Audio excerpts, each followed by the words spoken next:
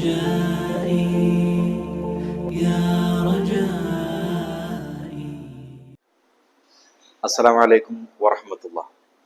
പ്രിയപ്പെട്ട റൗത്തുൽ ഖുർആൻ പഠിതാക്കളെ, അൽഹംദുലില്ലാഹ് എടക്കര സോണിൽ തദ്കിറ, തസ്ഫിയ, തൻമിയ 3 സെമസ്റ്ററും വളരെ ഗംഭീരമായി നമ്മൾ ക്ലാസ്സുകൾ എടുക്കുകയും നിങ്ങൾ വളരെ ആവേശത്തിലൂടെ പഠിക്കുകയും ആത്മാർത്ഥമായി പരീക്ഷ എഴുതുകയും നല്ല റിസൾട്ട് കാഴ്ചവെക്കുകയും ചെയ്തവരാണ്.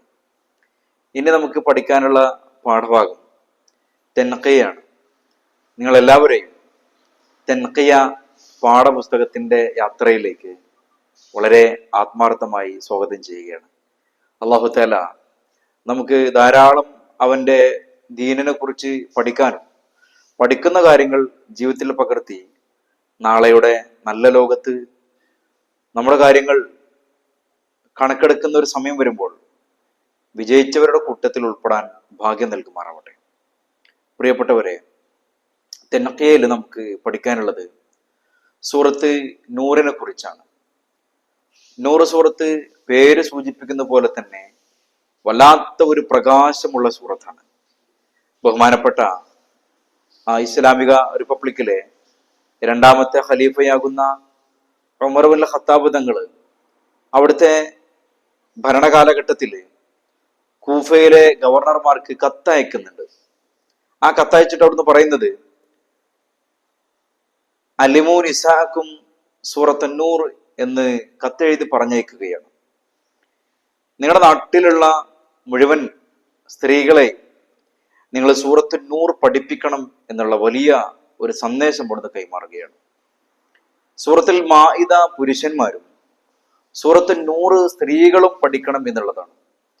കാരണം വിശുദ്ധമാക്കപ്പെട്ട ഖുർആൻ അള്ളാഹുവിന്റെ ഹബീബായ പൊന്നു മുസ്തഫ സല്ലല്ലാഹു അലൈഹി വസല്ലമ തങ്ങൾക്ക് അവിടുത്തെ ഏറ്റവും വലിയ മുഅ്ജിസത്തായിട്ട് ഖിയാമത്ത് നാൾ വരെ നിലനിൽക്കുന്ന ഏറ്റവും വലിയ മുഅ്ജിസത്തായിട്ട് എണ്ണുന്ന ഒന്നാണ്. ആ ഖുർആൻ അള്ളാഹുവിന്റെ കലാമാണ്. അള്ളാഹുവിനോട് നമ്മോട് അള്ളാഹുവിന് എന്തൊക്കെയോ പറയാനുണ്ട് എന്നുള്ളത്, അല്ലെങ്കിൽ അള്ളാഹു എന്തൊക്കെയാണ് അവന്റെ അടിയങ്ങളായ സൃഷ്ടികളെ കൂട്ടത്തിൽ കോടാനുകോടി സൃഷ്ടികൾ ഉണ്ടായിരുന്നിട്ടും ഏറ്റവും കൂടുതൽ അവൻ ആദരിച്ചിരിക്കുന്ന സൃഷ്ടികളായ മനുഷ്യരായ നമ്മോട് പടച്ചവൻ എന്തൊക്കെയോ പറയാനുണ്ട്. അതിൽ തന്നെ ഈ സൂറത്ത് നമ്മൾ ചർച്ചക്കെടുക്കുമ്പോൾ ഏറ്റവും കൂടുതൽ സ്ത്രീകളോടാണ് അള്ളാഹു സംസാരിച്ചുകൊണ്ടിരിക്കുന്നത്. മുസ്ഹഫിലെ അധ്യായക്രമം നോക്കുന്ന സമയത്ത് 24ാമത്തെ സൂറത്താണ് സൂറത്തുൽ നൂർ. ആകെ ഇതിലെ ആയത്തുകൾ 64 ആയത്തുകളാണ്. പ്രകാശം എന്നാണ് ഇതിന്റെ അർത്ഥം. ഈ അധ്യായത്തിലെ 35 മുതൽ 40 വരെയുള്ള വചനങ്ങളിലായി നൂർ എന്ന പദം 7 തവണ വന്നിട്ടുണ്ട്. ഇതിൽ നിന്നാണ് ഈ സൂറത്തിന് നൂർ എന്നുള്ള നമ്മൾ നേരത്തെ സൂചിപ്പിച്ച പേര്, നാമം ലഭിച്ചിട്ടുള്ളത്. പ്രകാശം എന്നത് നേർവഴിയുടെ വെളിച്ചം എന്ന ആശയവും ഉൾക്കൊള്ളുന്നുണ്ട്. കാരണം ഏതൊരാളും ഇഷ്ടപ്പെടുന്ന ഒന്നാണ് വെളിച്ചം എന്ന് പറയുന്നത്. ആ വെളിച്ചം സത്യമാർഗത്തിന്റെ വെളിച്ചം കൂടിയാകുമ്പോൾ അതേറെ സന്തോഷകരമാണ്. അല്ലാഹു തആല നമുക്ക് ഈമാനിന്റെ പ്രഭ ഇങ്ങനെ അധികരിപ്പിച്ച് നൽകുമാറാവട്ടെ. അള്ളാഹുവിന്റെ നൂറാകുന്ന ഇൽമ്, അതിനെക്കുറിച്ചും ഇൽമിനെ കുറിച്ചും അള്ളാഹുവിടെ സൂചിപ്പിച്ചത് നൂർ എന്നാണ്. അള്ളാഹുവിന്റെ പ്രകാശമാകുന്ന ഇൽമ് അത് ആസ്വികൾക്ക്, ദോഷം ചെയ്യുന്ന ആളുകൾക്ക് നൽകില്ല എന്നൊക്കെ കാണാം. ഒരു മനുഷ്യന് അള്ളാഹു അവന്റെ മനുഷ്യന്മാരോട്, സൃഷ്ടികളായ മനുഷ്യന്മാരോട്, സ്ത്രീകളോടും പുരുഷന്മാരോടും ഒരേപോലെ ആഹ്വാനം ചെയ്തൊരു കാര്യമാണ്, നിങ്ങൾക്ക് കളഞ്ഞുപോയ മുത്തുകളാണ് വിജ്ഞാനം എന്ന് പറയുന്നത്. എവിടെ കണ്ടാലും നിങ്ങളത് പെറുക്കിയെടുക്കണം എന്ന്. ഞാൻ പറഞ്ഞു വന്നത്, അള്ളാഹു അവന്റെ നൂർ എന്ന് ഇൽമിന് പേരിട്ട് വിളിച്ചു. ആ ഒരു അർത്ഥത്തിൽ നമ്മൾ നോക്കുകയാണെങ്കിൽ നേർവഴിയുടെ വെളിച്ചമാണ് ഈ സൂറത്ത് നൂർ എന്ന് മനസ്സിലാക്കാൻ സാധിക്കും. ബഹുമാനപ്പെട്ട പൊന്നു മുസ്തഫ സല്ലല്ലാഹു അലൈഹി വസല്ലം തങ്ങളുടെ പ്രിയപ്പെട്ട ഭാര്യ നമ്മുടെ ആയിഷുമ്മക്കെതിരെ മുശ്രിക്കുകളും മുനാഫിക്കുകളും നടത്തിയ കള്ളപ്രചരണത്തിൽ തിരുനബി സല്ലല്ലാഹു അലൈഹി വസല്ലം തങ്ങൾ വല്ലാതെ വേദനിച്ചു. ഹബീബായ പൊന്നു മുസ്തഫ സല്ലല്ലാഹു അലൈഹി വസല്ലം വേദനിച്ചാൽ അവിടുത്തെ അനുയായികൾക്കും അനുചരന്മാർക്കും വേദനിക്കും. അങ്ങനെ ഇരുട്ടിന്റെ ഉപാസകർക്കെതിരെ വിശുദ്ധ ഖുർആൻ നടത്തിയ ഗൗരവമേറിയ ധാരാളം താക്കീതുകള് വിശ്വാസികളുടെ അകത്തും മുഖത്തും വെളിച്ചം പടർത്തി. വല്ലാത്തൊരവസ്ഥയായിരുന്നത്. പ്രിയ പത്നി ആയിഷ റളിയല്ലാഹു അൻഹയെയും സഫ്വാൻ തങ്ങളെയും കൂട്ടിയിട്ട് മുശ്രിക്കുകളും മുനാഫിക്കുകളും, ഞാൻ ആ സംഭവം പറയുകയല്ല, ആയിഷ ഉമ്മ പേച്ചുപോയി എന്നും അവര് മതത്തിന് നിരക്കാത്തത് ചെയ്തു, സാനിയത്താണ് എന്നൊക്കെ ഒരു മടിയും കൂടാണ്ട് അവരെ കുറിച്ച് പറയുകയും തങ്ങൾക്ക് അതിനെക്കുറിച്ച് അവലാതിയും സങ്കടവും വരികയും ജനങ്ങൾക്കിടയിൽ വല്ലാതെ ചർച്ച ചെയ്യുകയും ചെയ്തൊരു സംഭവമാണത്. മുത്തനബി എന്നിങ്ങനെ വെയിറ്റ് ചെയ്തു സല്ലല്ലാഹു അലൈഹി വസല്ലം. എന്താണ് ഈ കാര്യത്തിൽ പ്രപഞ്ചത്തിന്റെ പ്രതിഭാശാലിയായ പടച്ച തമ്പുരാന് പറയാനുള്ളത്, അള്ളാഹുവിന് പറയാനുള്ളത് കേട്ടിട്ടാവാം ബാക്കി എന്ന് മനസ്സിലാക്കി. അങ്ങനെ സൂറത്ത് നൂറിലാണ് ആ ഒരു കാര്യത്തെക്കുറിച്ച് വല്ലാണ്ട് അള്ളാഹു പറയുന്നത്. പ്രിയപ്പെട്ട ആയിഷുമ്മാനെ കുറിച്ച് 11ഓളം ആയത്തുകളാണ് അവരുടെ നിരപരാധിത്വം തെളിയിച്ചുകൊണ്ട്, നിങ്ങളൊന്നും പ്രചരിപ്പിക്കുന്നത് പോലെയോ പറഞ്ഞു പരത്തുന്നത് പോലെയോ അല്ല, ശുദ്ധിയുള്ളവരാണ്, പരിശുദ്ധയാണ് എന്ന് ഒരു സംശയത്തിനും ഇടം കൊടുക്കാത്ത വിധത്തിൽ അള്ളാഹു പ്രഖ്യാപിക്കുകയാണ്. സൂറത്ത് നൂറിന്റെ ഒരു പവർ അതാണ്. ഒരു കുടുംബത്തിന്റെ സദാചാര അടിത്തറ മുഴുവൻ ഉൾക്കൊള്ളുന്നതിനാൽ കുടുംബം എന്നർത്ഥമുള്ള ഉസ്റ എന്ന പേരും ചില മഹാന്മാര് ഈ സൂറത്തിന് പേര് നൽകിയിട്ടുണ്ട്. ബഹുമാനപ്പെട്ട ഷേഖ് അബൂ സഫർ തങ്ങളെ പോലെയുള്ള ആളുകളൊക്കെ ഇതിന് ഉസ്റ എന്നുള്ള പേര് ഇട്ട് വിളിച്ചവരാണ്. അതുകൊണ്ട് തന്നെ ഇതിന്റെ സവിശേഷത, ഒരു സാമൂഹ്യ പ്രാധാന്യമുള്ളതായ ഉള്ളടക്കങ്ങൾ ഇതിൽ അടങ്ങിയിട്ടുണ്ട്. ഒരു സോഷ്യൽ ലൈഫിൽ മനുഷ്യന്മാർ എങ്ങനെ ഇടപെടണം എന്നുള്ളതിന് വളരെ വ്യക്തമായിട്ട് ഈ സൂറത്ത് നമുക്ക് വരച്ചു കാണിച്ചു തരുന്നുണ്ട്. ചില ഉദാഹരണങ്ങൾ നമുക്കൊന്ന് പരിശോധിച്ച് നോക്കാം. 2-3 ആയത്തുകളില് വ്യഭിചാരം, ഇതിന്റെ സ്റ്റാർട്ടിങ് തന്നെ വ്യഭിചാരം വലിയ പാതകമാണെന്നും അതിശക്തമായ രീതിയിൽ അതിന് ശിക്ഷയുണ്ടാകുമെന്നും പഠിപ്പിച്ചുകൊണ്ടാണ്.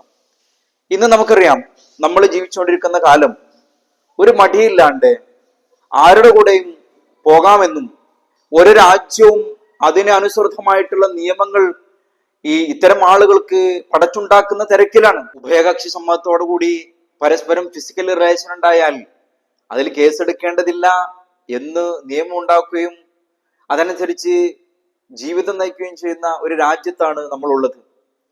വ്യഭിചാരം എന്നൊക്കെ പറയുന്നത് ഒരു സാധാരണ പ്രവൃത്തി പോലെ ആളുകൾ കാണാൻ തുടങ്ങിയിരിക്കുകയാണ്. ഇനി നോക്കൂ നിങ്ങൾ, 4-ാമത്തെ ആയത്തില് വ്യഭിചാരാരോപണം നടത്തുന്നവർക്കുള്ള താക്കീതിനെ കുറിച്ചാണ് 4-ാമത്തെ ആയത്ത് പഠിപ്പിക്കുന്നത്. 11 മുതൽ 26 വരെ അങ്ങനെ വ്യഭിചാരത്തിന്റെ ആരോപണം നടത്തിയ ആളുകൾക്കുള്ള ശിക്ഷയെക്കുറിച്ചും നടപടികളെ കുറിച്ചുമാണ് ആ ആയത്തുകളിൽ പരാമർശിക്കുന്നത്. അതുപോലെ തന്നെ മനുഷ്യന്റെ ഒരു സോഷ്യൽ റിലേഷൻ എങ്ങനെ ആയിരിക്കണം എന്ന് പഠിപ്പിക്കുകയാണ് സൂറത്തില്.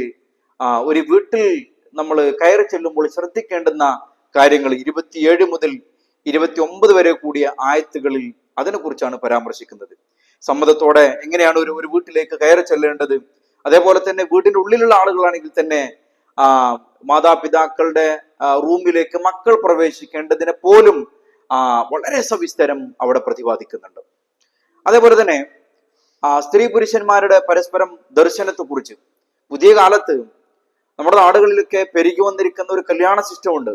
ഓഡിറ്റോറിയങ്ങളിലൊക്കെ ഇടയിൽ ഒരു മറ പോലും ഇല്ലാതെ എല്ലാം ഫ്രീ ആയിട്ട് അങ്ങോട്ടും ഇങ്ങോട്ടും ഇടപെടാൻ പറ്റുന്ന, കൂടിക്കലരാൻ പറ്റുന്ന രീതിയിലുള്ള സംവിധാനങ്ങൾ കൂടിക്കൊണ്ടിരിക്കുമ്പോൾ എങ്ങനെയാണ് ഇസ്ലാമിക് കൾച്ചറിൽ ജീവിക്കുമ്പോൾ ഒരു ആണും പെണ്ണും ഏതൊക്കെ രീതിയിലാണ് അവർക്ക് ബന്ധപ്പെടാൻ സാധിക്കുക, പരസ്പരം കാണാൻ പറ്റുക, പരസ്പരം കമ്മ്യൂണിക്കേഷൻ നടത്താൻ സാധിക്കുക എന്നുള്ളതിനെ കുറിച്ചൊക്കെയാണ് അടുത്ത ആയത്തുകളിൽ സൂചിപ്പിക്കുന്നത്. അതുപോലെ 30-31 ആയത്തുകളിൽ ആരെയാണ് നമ്മൾ കല്യാണം കഴിക്കേണ്ടത്? വലിയൊരു കാര്യമാണല്ലോ. വിവാഹത്തെ വളരെയധികം പ്രോത്സാഹിപ്പിക്കുന്ന മതമാണ് വിശുദ്ധ ഇസ്ലാം. പക്ഷെ കല്യാണം കഴിക്കുന്ന തനിക്ക് ഇണയായി അല്ലെങ്കിൽ തുണയായി കടന്നു വരുന്ന ആള് തന്റെ ജീവിതത്തിലേക്ക് തന്നെ കണ്ടുമുട്ടുമ്പോൾ എങ്ങനത്തെ ആളെയായിരിക്കണം തന്റെ ജീവിതത്തോട് ചേർത്ത് വെക്കേണ്ടത് എന്നുള്ളതിനെ കുറിച്ചാണ് അവിടെ സൂചിപ്പിക്കുന്നത്. അതേപോലെ തന്നെ അള്ളാഹു ആകുന്ന നമ്മുടെ സൃഷ്ടാവിന്റെ നൂറിനെ കുറിച്ച്, അള്ളാഹുവിന്റെ മഹത്വത്തെ കുറിച്ച് ചില ആയത്തുകൾ നമ്മോട് പറഞ്ഞു തരുന്നുണ്ട്. 32 മുതൽ 47 വരെയുള്ള ആയത്തുകളിൽ കപട വിശ്വാസികളുടെ അടയാളങ്ങൾ, അതുപോലെ തന്നെ വിശ്വാസികളുടെ വിശ്വാസക്കരുത്ത്, ഇതിനെ രണ്ടിനെ കുറിച്ചും അവിടെ വിശദീകരിക്കുന്നുണ്ട്. കാരണം കപട വിശ്വാസികളാണ്, മുനാഫിക്കുകളാണ് പ്രിയപ്പെട്ട ആയിഷ റളിയല്ലാഹുവിനെ കുറിച്ച് വല്ലാത്ത അപവാദങ്ങൾ പറഞ്ഞു വരുത്തിയത്. അതവരുടെ അജണ്ടയായിരുന്നു. ഇസ്ലാമിനെ തകർക്കാൻ എങ്ങനെയൊക്കെ മാനസികമായിട്ട് തകർക്കാം എന്നുള്ളതിന്റെ എല്ലാ നിലകളും അവർ പരിശോധിച്ചിട്ടുണ്ട്. അതേപോലെ തന്നെ നമ്മൾ മനസ്സിലാക്കേണ്ടത്, ഇങ്ങനെ ഒരു സാമൂഹ്യ ജീവിതത്തിൽ നമ്മൾ ഇടപെട്ട് ജീവിച്ചു കൊണ്ടിരിക്കുമ്പോൾ എങ്ങനെയൊക്കെയാണ് നമ്മുടെ വ്യക്തിത്വ ജീവിതത്തിലും നമ്മുടെ പരിസരങ്ങളിലും ചുറ്റുപാടുകളിലും നാടുകളിലും കുടുംബങ്ങളിലും അതുപോലെ തന്നെ ഫ്രണ്ട്ഷിപ്പ്, അതുപോലെ തന്നെ റിലേഷൻസ്, ഇതൊക്കെ എങ്ങനെയാണ് എന്നുള്ളത് വളരെ സവിസ്തരം. ഒരു മനുഷ്യൻ, ഒരു പെർഫെക്റ്റ് ഒരു വുമൺ എങ്ങനെ ഉണ്ടാക്കിയെടുക്കാം? നാളെയുടെ നല്ല ലോകത്ത് വരുമ്പോൾ മർഅത്തുൻ സ്വാലിഹ എന്നുള്ള ടൈറ്റിലിൽ നമുക്ക് ഉൾപ്പെടാൻ സാധിക്കേണ്ടതുണ്ട്. അള്ളാഹു തൗഫീഖ് നൽകുമാറാവട്ടെ. അത് ഞാനിപ്പോൾ ഇങ്ങനെ നേരത്തെ സൂചിപ്പിച്ച കാര്യങ്ങൾ ഇൻഷാ അല്ലാഹ് അതിന് ഓരോ ക്ലാസ്സുകളിൽ നമുക്ക് വളരെ വിശദമായിട്ട് തന്നെ ഓരോ ആയത്തുകളെ കുറിച്ചും നമുക്ക് പരിശോധിക്കേണ്ടതുണ്ട്, പഠനം നടത്തേണ്ടതുണ്ട്. അള്ളാഹു തൗഫീഖ് നൽകുമാറാവട്ടെ. നോക്കൂ നിങ്ങൾ, ഈ വിശുദ്ധമാക്കപ്പെട്ട സൂറത്ത് ആരംഭിക്കുന്ന തന്നെ സൂറത്തുൻ അൻസൽനാഹ വഫറദ്നാഹ വഅൻസൽനാ ഫീഹാ ആയാതിൻ ബയ്യിനാതിൻ ലഅല്ലകും തദക്കറൂൻ.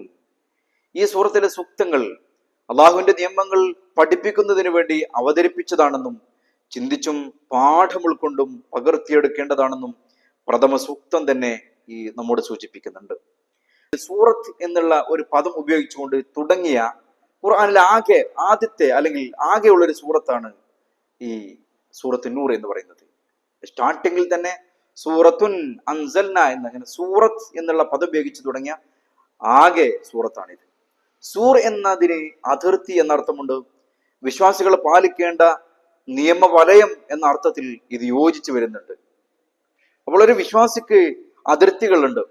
നമ്മളൊരു റോഡിലൂടെ വാഹനം ഓടിക്കുമ്പോൾ അവിടെ ട്രാഫിക് നിയമങ്ങൾ നിർബന്ധമായി പാലിക്കേണ്ടതുണ്ട്, ഇല്ലെങ്കിൽ പിഴയെടുക്കേണ്ടി വരും.